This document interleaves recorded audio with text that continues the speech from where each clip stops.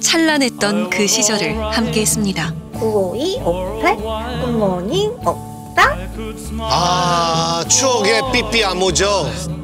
그는 나의 첫사랑이었습니다. 100024 많이 사랑해. 열렬히 사랑해. 열렬히 사랑해.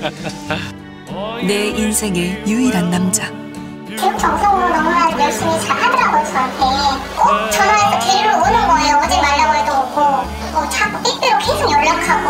저한테는 첫 남자였고 첫사랑이었죠. 이 사람이라면 처음이자 마지막 사랑이 되어줄 거라 믿었습니다. 집도 좋고 차도 좋고 사업도 잘 되고 신랑 사업도 잘 되고 뭐 애들도 셋에다가 이러니까 남들의 보기에는 엄청난 로망의 집이었죠. 더 이상 바랄 게 없었답니다. 그런데 평생을 함께하자 약속했던 남편은 호련히 사라져버렸습니다. 거기 그 매니저분들이 바람이 난 거죠. 이 애기 아빠라고 신혼집을 차려놨더라고요. 모든 비극은 부부 사이에 끼어든 한 여자로부터 시작됐답니다. 연락조차 없고 애도 안 보러 오고 애한테도 연락이 없고.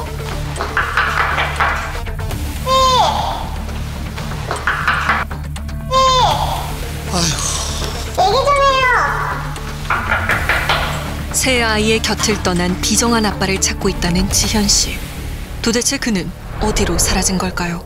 야, 이건 또 뭐죠? 인연인 줄 알았는데 악연이었습니다. 지현 씨를 처음 만난 곳은 법원 앞이었습니다. 전 남편과의 법정 싸움을 앞두고 눈코 뜰 새 없이 바빴다는 지현 씨. 변호사를 선임하기에 넉넉지 않은 형편이라 혼자서 소송을 준비해야 했기 때문입니다. 어우, 저 많은 걸 혼자서 타요? 양육비 이행명령 소송을 했어요. 그래가지고 오늘 신문 기일이라서 지금 18개월 밀렸고요. 금액으로는 한 3,600만 원. 양육비를 받기 위해 시작된 싸움. 오늘은 결판을 내고 싶습니다. 어떻게 됐을까요? 하지만 전 남편은 나오지 않았습니다. 오늘 남편분이 네. 오실 줄 알았나요? 반반이었어요. 나올 것 같기도 했고 나와서 왜 양육비를 안 주는지 얘기를 변명이라도 할 줄 알았는데 그냥 전화서 오늘 보는 자체가 나한테 고통이라서. 그리고 법원은 월 200만 원의 양육비를 지급하라는 이행 명령을 내렸습니다. 재판이 됐네요. 하지만 이후에도 연락이 없는 전 남편. 이렇게 쉽게 인연의 끈을 끊어버릴 줄 몰랐답니다. 대학 시절 남편의 적극적인 구애로 6년의 연애 끝에 결혼했다는 두 사람. 아, 누가 봐도 굉장히 화목한 가족처럼 보이는데요. 네. 저 좋고 차도 좋고 사업도 잘 되고 신랑 사업도 잘 되고 뭐 애들도 셋에다가 뭐 이러니까 남들의 보기에도 엄청난 로망의 집이었죠. 그런데 모두의 예상과는 달리 지현 씨의 결혼 생활은 악몽이었다고 합니다. 아니, 지금 뭘 하고 있는 거죠? 결혼한 지 2년 만에 남편의 숨겨진 모습이 드러났다는데요. 새벽에 한 2, 3시 들어오면 자기가 화장실에서 빠고 있더라고요. 원래. 네, 몰래 빠고 있더라고요. 계속 걸리고 하니까 이제는 미안함이 별로 없더라고요. 얘기를 하면 이게 눈이 완전히 딱 돌아버려요. 눈부터가 다른 사람이 되어버리면서 저를 이제 때리는 거죠. 왜? 그의 폭행은 새 아이가 생기고 나서도 계속됐고 점차 정도가 심해졌습니다. 수차례 외도와 폭력에도 참으려 했던 이유는 단 하나. 새 아이들 때문이었습니다. 아이들도 다 알았을 텐데요, 진짜. 아유, 참. 그때 당시에 큰애가 중학교 2학년이었고 그다음에 둘째가 6학년이었고 막둥이가 3학년이었죠. 6년 동안 연애를 했고 첫 남자기도 했고 믿었죠 그때는. 다시는 안 그러겠구나 싶어서. 그리고 남편과 함께 운영하는 회사를 키우는 데만 집중했답니다. 하지만 남편은 변하지 않았다는데요. 심지어 이번 불륜 상대는 부부의 회사에서 일하는 직원이었습니다. 이 바람은 이제 전에 있었던 그냥 스쳐가는 바람이 아니라 제가 몇 번을 얘기를 했는데도 그만두지 않더라고요. 백화점 런칭을 하면서 거기에 들어온 매니저하고 이제 바람이 난 거죠. 모든 직원들이 먼저 알았어요. 사실 직원들이 저한테 얘기해줬어요. 사장님 이상하다고 거기 가신다고 직원한테. 야, 참. 1년이 채 안 돼 들통난 두 사람의 불륜 관계. 직원 최 씨는 순식간에 사랑에 빠졌다며 외도를 인정했습니다. 이어 남편과 헤어지겠다는 연락을 끝으로 종적을 감췄습니다. 얼마 후 남편은 회사가 어렵다며 살고 있는 집을 팔아 돈을 마련해야겠다고 했답니다. 하지만 회사는 파산해버렸고 남편은 사라졌습니다. 이게 다 너무 갑작스럽잖아요, 지금. 네. 야. 그리고 소식 없던 남편에게 온 메시지는 황당했습니다. 파산 신청을 한 후에 이혼을 해야 한다는 겁니다. 채권자 이야기를 꺼냈네요. 그렇게 해서 이제 이혼을 하게 됐죠. 그 여자 톡을 딱 봤는데 웬 아기 발이 사진이 있고 10월 달에는 애 100일 사진까지 찍은 게 있더라고요. 그러니까 임신을 그 해 전해 2019년도 이미 하고 있었던 거죠. 그러니까 그 사람은 이야. 이게 파산이 문제가 아니라 자기 애가 나올 것 같으니까 이혼을 해야 되는 상황이었던 거죠. 이야. 그렇다면 당시 부부의 회사는 파산을 할 만큼 운영이 어려웠던 상태였을까? 2015년도, 17년도부터 이제 뭐 매출액은 한 24억 정도씩 평균적으로 나오셨고요. 망해가는 회사는 진짜 단기순이익이 마이너스가 나와야 되는데 단기순이익은 계속 이익이 낮고 이익도 나는 회사에서 갑자기 이렇게 됐다는 사실 뭔가 중대한 의사결정이 있었던 거죠. 꾸준한 매출과 이익이 나고 있었다는 겁니다. 그런데 뜻밖의 사실을 발견했습니다. 돈을 몇 군데서 빌린 거예요? 이런 데서 돈 빌릴 수 있는 대로 다 빌렸어요, 지금. 다 빌리고 이제 파산 선고하고 그냥 안 갚아도 되게끔 해버려요. 끝까지 가정을 지키고 싶었던 지연 씨의 꿈은 산산조각 났습니다. 설상가상으로 둘째 딸 소정이는 작년 희귀병 진단을 받았습니다. 아유. 아빠는 소정이가 병원에 입원하고 있는 동안에도 찾아오지 않았습니다. 아빠가 만약에 나한테 한번 만나자 하면은 만날 것 같아? 아예 안 만날 것 같아? 아이고, 참. 엄마가 이거 한다고 했을 때 어땠어?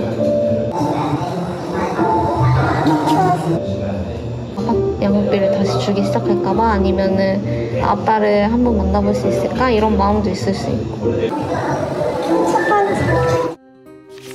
소정이에게 아빠는 미운 사람으로 남았고 엄마가 자신들을 버리지 않을까 두려울 뿐입니다. 아빠와 가장 많은 시간을 보냈던 큰아들은 그만큼 더 큰 상처를 안고 삽니다. 아이고, 얼마나 배신감이 컸을까요. 애가 받았을 고통이 얼마나 컸을지 정말. 아휴, 그러니까요. 저 같으면 자식한테 이런 것도 받으면 못 살 것 같아요. 다녀와서 어떻게 해서 힘든 걸 하든 미안하다고 하든 무릎을 꿇고 빌었을 것 같아요, 저 같으면. 아이들에게까지 거짓말을 하며 불륜 상대를 선택한 전 남편. 마지막 약속인 월세와 양육비는 지킬 줄 알았답니다. 아니, 저렇게 예쁜 아이들을. 아니 지금 문자 보니까 뭐 돈이 없어서 지금 양육비를 못 준다는 거잖아요. 2020년도에 상환역 거소를 시작을 했어요. 그랬더니 2월 달부터가 월세가 끊기더라고요. 그리고 이제 10월 달에 판결이 났는데 양육비가 안 들어오더라고요. 1년이 넘도록 찾아 나섰지만 전 남편의 행방은 오리무중인데요. 작은 단서라도 잡고 싶은 마음에 이혼 후 그가 살았다는 고시원을 찾았습니다. 여기로 주소지가 등록이 돼 있는 거예요? 네, 그렇죠. 신혼부부에 여기가 되어 있는데 이 상태에서 살 사람이 아닌데. 네, 안녕하세요. 어떻게 몇 분이냐고요? 네, 혹시 씨라고. 네, 혹시 여기 조금 있으세요. 조금이요? 네. 어느 정도?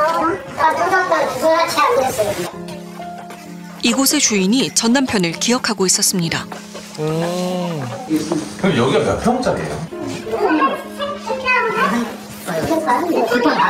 그치. 내가 물을 내려왔더니 가방만 요만한 거 2개 갖다 놨더니 못 보신 거네. 첫날 계약할 때 보고 한 번도 못 보신 거네. 그치, 못 봤지. 이곳에는 집만 뒀을 뿐 살지는 않았답니다. 아, 그러니까 이것도 다 거짓말이었던 거네요. 조금 숨어버렸어요. 어디서 숨어는지 또 어떻게 찾아야 될지 모르겠네요. 방법이 없는 거죠. 이게 보고를 해도 시간이 너무 오래 걸리기도 하고 뭐 감치명령 받아도 위장전입이 잡을 수도 없고. 이야, 참. 참. 1년간의 추적은 그녀를 피폐하게 만들었습니다. 그의 주민등록표를 보면 1년 8개월간 고시원에 있다 작년 7월 주소로 옮겼다는 것을 확인할 수 있는데요. 제작진은 그가 마지막으로 남긴 흔적을 찾아 나섰습니다. 현재 그의 주민등록증에 기재된 주소지인데요. 지금 살고 있다고 등록을 한 곳이죠. 그렇죠. 그를 만날 수 있을까요? 수차례 배를 눌러봤지만 인기척은 없었습니다. 그를 기억하는 이가 있을까요? 지금 살고 있는 사람이 그게 지금 그 사람 전혀 아닌데? 아닌데 그 사람과 무슨 관계가 돼? 이게 전입신고가 여기 돼 있다는 거죠. 네, 여기에 돼 있는데. 그러면 그 사람들하고 관계가 있겠지. 전입신고는 아들하고 따로 아니 아들내미하고 엄마하고 사는데 여기는. 마치 유령처럼 살고 있는 전 남편. 지현 씨는 모든 게 그의 계획이라 주장합니다. 양육비를 하도 안 줘서 통장 압류를 하고 9개 은행을 통장 압류를 했어요. 근데 아무것도 안 나오더라고요. 아무것도 안 나온다는 게 무슨 말이에요? 그러니까 재산이 없는 거죠. 그 사람 재산으로 자기 통장을 쓰질 않는 거죠. 아무것도. 양육비를 둘러싸고 이상한 점이 발견되었습니다. 그동안 양육비가 불륜녀 최 씨의 통장에서 입금되었던 것. 윤 씨의 계좌로 송금을 할 때마다 입금자명을 강 씨로 변경했습니다. 그런 이유가 있을 것 같아요. 그런데 재산이 없다는 전 남편은 고급 차량을 타고 다닌답니다. 명의는 그의 가족입니다. 야, 그 남의 이름으로 또 이렇게 잘 사는 거잖아요. 현재 그에 대해 가장 잘 알만한 사람은 불륜 관계였던 최 씨일 겁니다. 제작진은 최 씨가 대표로 있다는 센터를 찾아가 봤습니다. 남자분도 같이 있는데 사장님 이름이 사장님이 여자인가 봐요. 두 분이 같이 다니는 부부세요? 그냥 남자 사장님이니까 뭐 부부를 하는 거지. 그때 왔을 때 여기서 일하신 거예요? 그러면? 네, 여기 뭐 사장님이신 것 같은데. 이전에 그 준비하실 때 그때는 제가 좀 몇 번 뵀는데 요새는 거의 못 본 것 같아요. 그런데 익숙한 차량 한 대. 그렇죠, 아니에요? 전 남편이 타고 다닌다는 차량이 있습니다. 잠시 후 차로 누군가 다가갑니다. 전 남편의 차를 타고 나가는 여자는 남편과 헤어지겠다던 직원 최 씨였습니다. 계속해서 만나고 있나 보네요. 여기 있네요. 둘의 연결고리는 또 있습니다. 이사장으로 되어 있죠? 제가 이사장이에요? 여기 그 여자 대표로 있는 거기 전화번호가 똑같죠?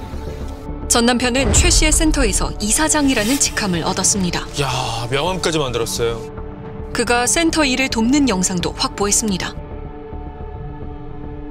아, 저분이 지금 전 남편이에요? 참 열정적으로 도와주고 있네요. 그가 여기 있는지 확인해 봐야겠습니다. 방송국에서 나왔고요. 팬을 좀 만나뵙고 싶은 것 같아요. 뭐 때문에 그러시나요? 왜냐면은 그 신 때문에 찾아왔는데. 무슨 말이세요? 저기 양육비 때문에 그런 거 아니에요? 네, 양육비 때문에. 씨도 여기서 일을 하시지 않았나요? 아니요. 그냥 아무 상관없는 사람이거든요. 요즘 안 오세요? 그럼? 요즘 안 오시는데 안 와요. 부인분은 확실한 거예요? 아니 애 낳고 사는데 그 부인이죠 뭐예요? 전 남편 강 씨는 센터가 개업했을 당시 출근을 했던 것으로 보입니다. 일을 찾고 있는데. 저기 한학센터에서 저는 맨날 그게 계시니까 잠깐 전화번호 줄 테니까 한번 전화해 보세요. 네. 본인이 여보세요? 어디시죠?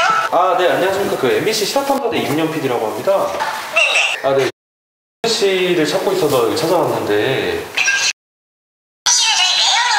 네네. 저랑 연락 안 한 지가 지금 1년이 넘었는데. 그래요? 네, 저랑 일 안 같이 일했다기보다는 네네. 그 요양원 하시는 거 지금 하셨던 거에 제가 도움을 좀 드렸던 건데. 그의 실체를 파악할 수 없는 상황. 상황이 이렇게 되자 지현 씨는 전 남편의 어머니 댁을 찾아갔습니다.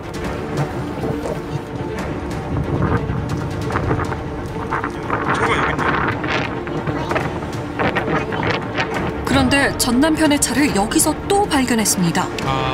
이번만큼은 꼭 전 남편을 만나 양육비를 받고 싶은 지연 씨. 전 남편이 있을지도 모른다는 생각에 떨립니다.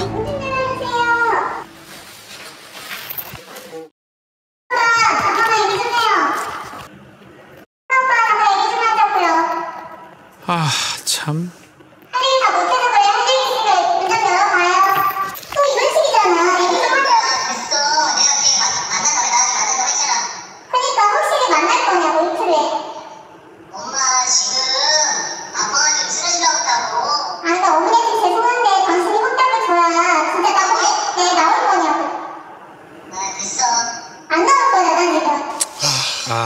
심지어